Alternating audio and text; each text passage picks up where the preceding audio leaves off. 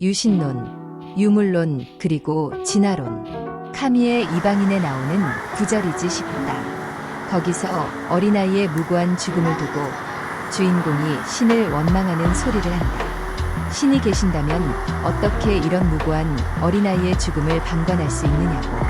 젊은 시절 읽은 책이라 기억에 확실치는 않지만 대강 이와 같은 취지의 장면이 나오는 것으로 기억한다.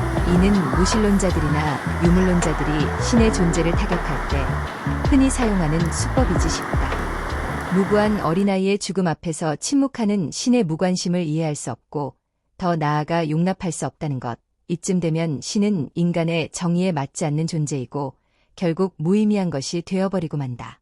카미는 시지프스의 신화에서 합리적으로 볼 때 인간은 자살하는 게 합리적이다고 하고 후기에 반항하는 인간에서는 합리적 관점에서 인간은 살인하지 않는 게 이상한 일이다라고 하고 있다. 카미가 살았던 시대에서 세상은 이미 무신론이 돌이킬 수 없는 것이 되어버렸다고 할 수 있다. 카미의 언사에서 이 무신론 지배에 돌이킬 수 없음성이 감득된다. 칸트는 일찍이 물자체의 세계 즉 신의 존재를 우리 인간의 이성으로는 입증할 수 없다고 인식했다.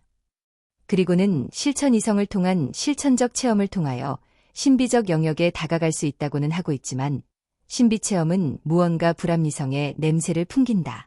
칸트는 근대 철학사에서 어둠의 시면을 열어놓은 공식적인 계기가 된 인물일지 모른다. 그러나 칸트의 논증은 지극히 정상적인 것이었다.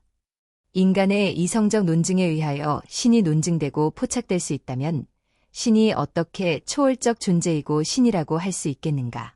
애시당초부터 신은 인간의 오감, 이성, 오성은 물론 육감으로부터도 벗어나 있는 존재요. 인간의 그 어떤 것으로도 포착될 수 없는 존재인 것이다.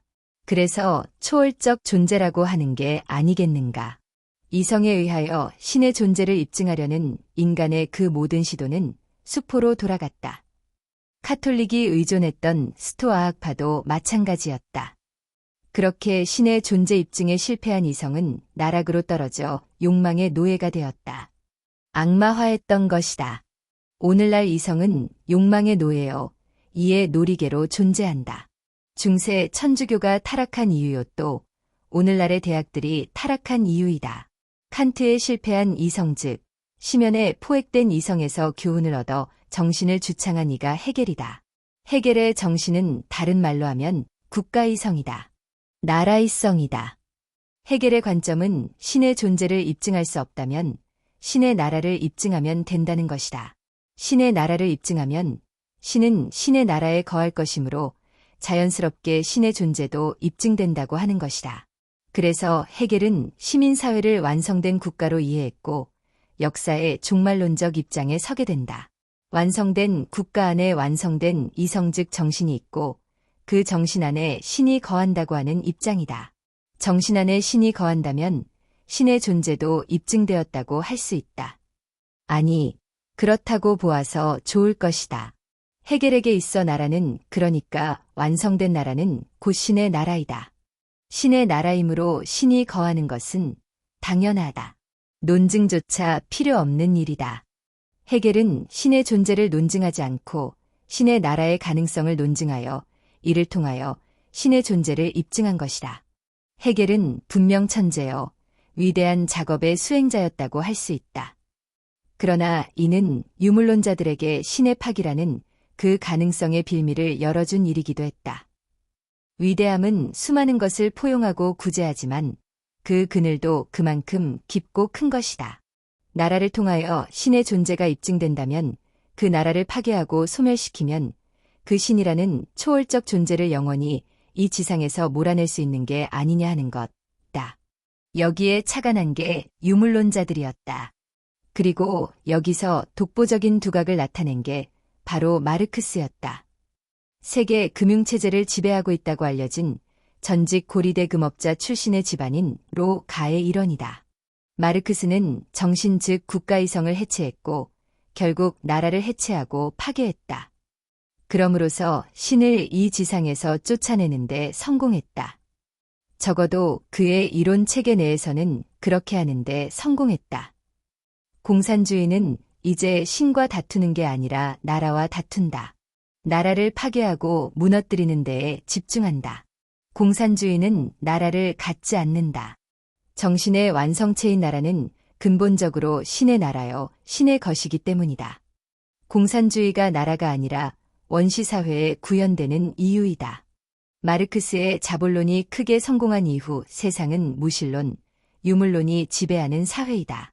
이를 단적으로 입증해주고 있는 게 앞서 언급한 까미에 이 수준에서 인간의 가장 합리적인 선택은 자살이거나 살인이다 라고 하는 언급이다.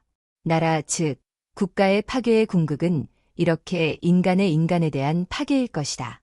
유신론이 그 주장의 정당성을 위하여 오랫동안 신의 존재의 입증에 매달려왔던 것처럼 유물론도 그의 주장을 정당화하기 위하여 꼭 입증해야 할 사항이 있다. 물질이 어떻게 생명 존재가 되느냐 하는 것이다. 물질이 어느 날 자고 일어나니까 생명이 되고 존재가 되고 할 수는 없는 일이다. 유신론이 신의 존재를 입증할 수 없는 것처럼 유물론도 물질이 생명이 되고 존재가 되고 하는 것을 논증할 수 없다. 이성으로는 그것을 입증할 수 없다는 것이다. 기적 그러니까 신의 개입을 상정하지 않는 한 물질의 생명화 존재화는 영원한 수수께끼로 남을 뿐이다. 물론 유물론이 물질의 생명화, 존재화를 설명하는 방법이 없는 것은 아니다. 우리들이 잘 알고 있는 두 가지쯤의 방법론이 있다. 첫째가 혁명론이요, 둘째가 진화론이다.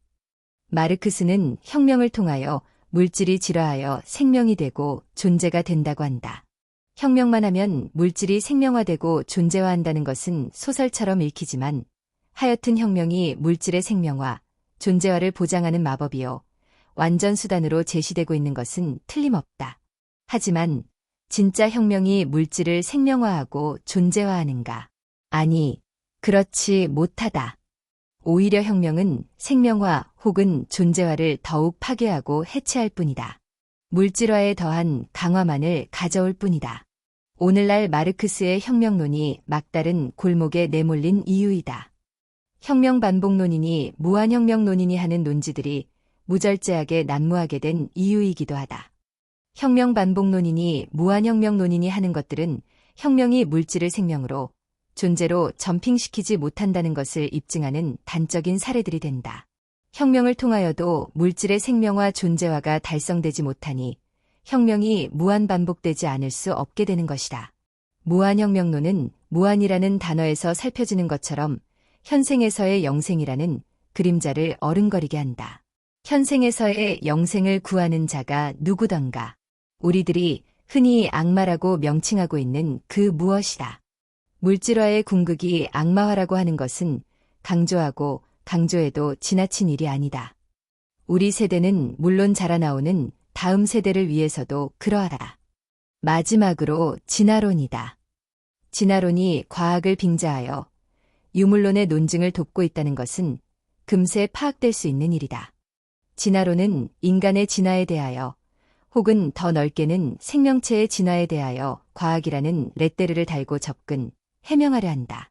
그러나 진짜 진화론이 언급하고 싶어하는 것은 과학도 아니고 생명도 아니다. 생명이 물질로부터 진화해왔다고 하는 그 부분이다. 유물론이 정신사적으로 입증하지 못했던 물질의 생명화, 물질의 존재화를 진화라는 과학을 통해 설명하고자 하는 그 욕망이 진화론의 핵심이라는 것이다. 이 진화론이 세상에 등장하게 된 배경 뒤에 앞서 말한 로, 집안의 흔적이 어른거리고 있다는 점에서도 이것이 무엇을 위한 기획인가를 확인할 수 있다. 그러나 그 배경이야 어떻든 진화론에 대한 이야기는 이 정도로 끝내기로 하자. 이 이상의 것은 과학의 영역이고 과학의 영역은 과학자들에게 맡겨두는 게 현명하리라고 본다. 필자가 언급할 수 있는 것은 담론의 허구성이나 그 문제성에 대한 것뿐이고 그 이상의 것은 담론의 영역을 벗어날 것이다. 그렇다면 필자는 여기서 발걸음을 멈추는 게 맞다고 본다. 필자는 한각 글쟁이에 지나지 않으니까 말이다. 사실 유신론, 유물론의 문제는 어제 오늘의 이야기는 아니다. 그 논쟁은 아주 오래된 역사상 깊디 깊은 세월의 때를 지닌 논쟁이요 이야기이다. 고대에는 단견, 상견이라고 해서 다툼이 있었고 단견도 아니고 상견도 아닌 중도적 입장을 취한다는 견해도 여럿 있었다. 역사는 물론 인간의 삶 자체가 끊임없는 반복이라는 생각이 들긴 하지만 그 반복되는 연쇄 속에서 이해되고 쌓여지고 파악된 것이 없는 것은 아니라고 본다. 그 논쟁과 싸움 속에 깊디 깊은 선악의 문제가 있어 왔다는 점에서다. 그것이 선악의 문제인 한 반복성이 무의미한 일이라고는 결코 할 수 없다. 하여튼 반복되는 삶이더라도 무의미한 게 아니라고 한다면 역시 우리가 진인 이성으로 입증할 수는 없다 하더라도 초월적인 존재로서의 신이나 하나님, 부처님 즉 창조주가 계시다고 믿는 그것이 바람직하고 합리적인 일이 아닐까 싶다. 그러니까 지금 인간의 합리적인 선택은 까미의 자살이거나 살인이거나가 아니라 의외로 창조주 하나님을 믿고 따르는 길이라고 하는 게 아닐까 한다는 것이다.